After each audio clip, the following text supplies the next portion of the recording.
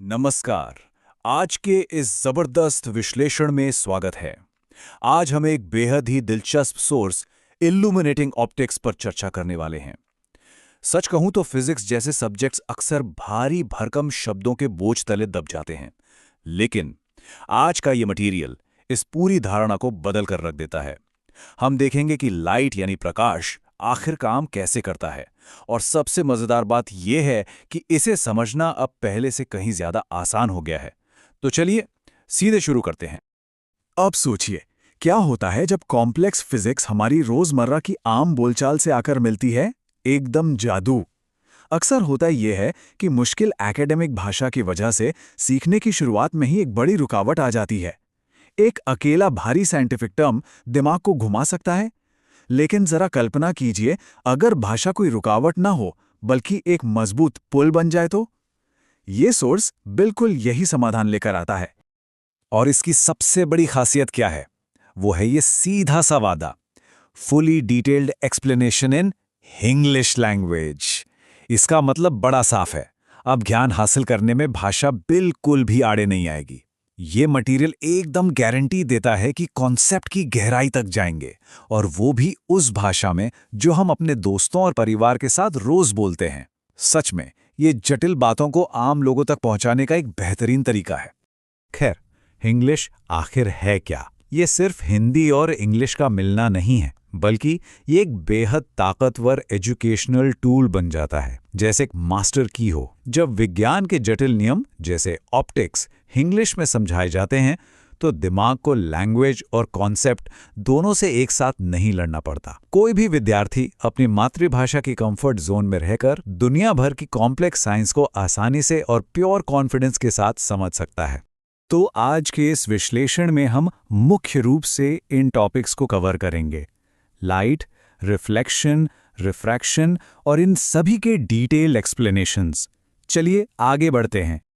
आते हैं आज के सबसे जरूरी हिस्से पर, the mechanics, lights dual behaviours. देखते हैं कि प्रकाश आखिर अपने दो अलग अलग रूप कैसे दिखाता है।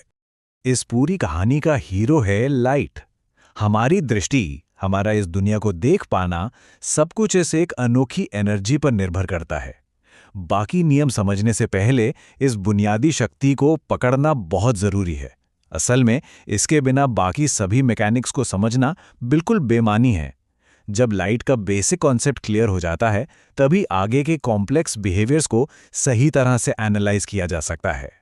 यहां एक बेहद शानदार तुलना देखने को मिलती है। प्रकाश के दो मुख्य व्यवहार एक दूसरे से बिल्कुल अलग हैं। एक तरफ है रिफ्लेक्शन, जहां रोशनी किसी सतह से टकराकर वापस लौट आती है, और ठीक इसके विपरीत दूसरी तरफ है रिफ्रैक्शन, जहां रोशनी किसी दूसरे माध्यम में घुसकर अपनी दिशा ही बदल लेती है। इस आमने सामने के कंपैरिजन से दोनों के बीच का अंतर एकदम शीशे की तरह साफ हो जाता है। तो पहले सिद्धांत की बात करते हैं, रिफ्लेक्शन। ये कोई किताबी बात नहीं है, ये वो आम घटना है जो हर सुबह आईने के सामने देखी जाती है। प्रकाश की किरणें आती हैं, एक चिकनी सतह पर गिरती हैं और ठीक वापस लौट जाती हैं, जैसे दीवार पर मारी हुई कोई गेंद। सोर्स की सबसे अच्छी बात यह है कि वो इस पूरी प्रक्रिया को इंग्लिश में समझाता है, जिससे रोजमर्रा के इन उदाहरणों को साइंटिफिक नजरिए से देखना बेहद आसान और मजेदार हो जाता है। अब आते हैं दूसरे कॉन्सेप्ट पर, जो है रिफ्रैक्शन। ये तब होता है जब रोशनी एक माध्यम से दूसरे माध्यम में सफर करती है, जैसे हवा से पानी में। इस दौरान होता क्या है? प्रकाश की स्पीड और दिशा दोनों बदल जाती हैं। यही वजह है कि पानी के ग्लास में रखी हुई पेंसिल अक्सर मुड़ी हुई या टूटी हुई दिखाई देती है। इन जटिल कॉन्सेप्ट्स को जब इंग्लिश की आसान भाषा में समझाया जाता है, तो सबसे कठिन थियरी भी दिमाग में बिल्कुल क्लियर हो जाती है। और अंत में इस पूरी चर्चा से एक बेहद बड़ा और सोचने वाला सवाल सामने आता है। ये सिर्फ ऑप्टिक्स के नियम सीखने तक सीमित नहीं है। सवाल ये है कि क्या इस तरह के बाइलिंगुअल गाइड्स साइंस की पढ़ाई का भविष्य पूरी तरह बदल सकते हैं? सोचिए, अगर भारी और डरावनी टर्म्स की जगह ऐसे आसान तरीके हों जो सीधे हमारी रोजमर्रा की भाषा से जुड़ते हों, तो सीखने के कितने नए और आश्चर्यजनक रास्ते खुल जाएंगे। ये विचार आने वाले कल के लिए एक सच में एक सकारात्मक उम्मीद जगाता है। इल्यूमिनेटिंग ऑप्टिक्स के इस अध्याय में हम लाइट के इन दोहरे व्यवहारों के रहस्यों को सुलझाएंगे। हम इन साइंटिफिक कॉन्सेप्ट्स को इस तरह से समझेंगे कि ये एकदम दिमाग में छप जाएं, तो बिना किसी भूमिका के सीधे इस विषय की गहराई में उतरते हैं। लाइट एक ऐसी चीज जो कभी नहीं रुकती, एक बेहद एक्टिव यात्री की तरह लगातार सफर करती रहती है। पर क्या कभी किसी ने ध्यान दिया है कि क्या होता है जब ये लाइट अचानक किसी नई सतह या बाउंड्री से टकराती है, जैसे कि कोई शीशा हो, पानी की सतह हो या फिर चश्मे का कांच? यहाँ लाइट को एक बहुत बड़ा और महत्वपूर्ण फैसला लेना होता है कि उसे अब किस रास्ते जाना है। और सच मानिए, इस एक फैसले पर ही निर्भर करता है कि हम इस दुनिया को आखिर कैसे देख पाते हैं। तो चलिए सबसे पहले बेसिक्स ऑफ लाइट ऑप्टिक्स पर एक नज़र डालते हैं। हम अपने आसपास जितने भी विजुअल फिनोमेना देखते हैं ना, उन सभी का आधार सिर्फ और सिर्फ दो मूल बातों पर टिका है। या तो लाइट किसी सतह से टकरा कर वापस लौट आएगी, जिसे बाउंसिंग बैक कहा जाता है, या फिर वो उस सतह के आर पार निकल जाएगी और किसी नई दिशा में थोड़ी सी मुड़ जाएगी, जिसे पुशिंग थ्रू एंड बेंडिंग कहते हैं। बस ऑप्टिक्स का पूरा खेल इन्हीं दो बातों पर चल रहा है। अब आगे बढ़ते हैं और देखते हैं द रूल्स ऑफ रिफ्लेक्शन, यानी ये बाउंस होने का नियम आखिर काम कैसे करता है। रिफ्लेक्शन यानी परावर्तन। अब ये सिर्फ लाइट का रैंडमली इधर उधर बिखरना नहीं है, बल्कि एक ऐसी सटीक फिजिकल प्रोसेस है जहां लाइट की किरणें किसी बाउंड्री से टकराती हैं और ठीक उसी माध्यम में वापस लौट आती हैं जहां से वो आई थी।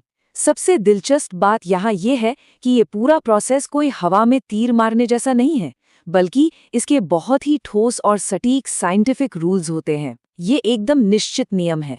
इस प्योर नियम का मूल फंडा एकदम संतुलित ज्योमेट्री पर चलता है। इसे ऐसे समझते हैं। स्टेप 1, लाइट आईने पर पड़ती है। स्टेप 2, वो वहां से वापस बाउंस होती है। और स्टेप 3, जो सबसे जरूरी है, जिस एंगल या कोण पर लाइट टकराती है, ठीक उसी एंगल पर वापस लौटती है। यानी एंगल ऑफ इंसिडेंस और एंगल ऑफ रिफ्लेक्शन हमेशा एक दूसरे के बिल्कुल बराबर होंगे। परफेक्ट सिमेट्री का एक बेहतरीन उदाहरण। लेकिन क्या हो अगर लाइट वापस ना लौटे? यहीं से शुरू होता है हमारा अगला पड़ाव, द साइंस ऑफ रिफ्रैक्शन। तो रिफ्रैक्शन का असल मतलब क्या है? सीधे शब्दों में, जब लाइट एक ट्रांसपेरेंट मीडियम से दूसरे ट्रांसपेरेंट मीडियम में जाती है, तो उसके रास्ते में आने वाला मुड़ाव या बेंडिंग ही रिफ्रैक्शन है। असल में नए वातावरण में दाखिल होते ही लाइट की स्पीड एकदम से बदल जाती है, और यही स्पीड का बदलाव इस रास्ते के मुड़ने का सबसे बड़ा कारण बनता है। इन आंकड़ों पर गौर करें तो ये डेटा एकदम साफ कर देता है कि जब लाइट हवा यानी एयर में होती है तो उसकी स्पीड सबसे तेज और रिफ्रैक्टिव इंडेक्स सबसे कम होता है। पर जैसे ही ये पानी में दाखिल होती है, उसकी रफ्तार थोड़ी धीमी पड़ जाती है, और कांच यानी ग्लास जैसे सघन यानी डेंस माध्यम में, जिसका रिफ्रैक्टिव इंडेक्स सबसे ज़्यादा है, वहाँ लाइट सबसे ज़्यादा स्लो हो जाती है। इसका मतलब साफ है, रिफ्रैक्टिव इंडेक्स जितना हाई होगा, लाइट उतनी ही स्लो होगी और उसका मुड़ाव उतना ही ज़्यादा ड्रामेटिक होगा। अब इन दोनों कॉन्सेप्ट्स को पूरी तरह क्लियर करने के लिए चलिए कंपेयरिंग बाउंस एंड बेंड की आपस में एक तुलना करके देखते हैं। ये ऑप्टिक्स की दुनिया का सबसे दिलचस्प अंतर है। एक तरफ रिफ्लेक्शन है, जो वापस लौटने और अपने ओरिजिनल स्पेस में ही बने रहने की जिद करता है।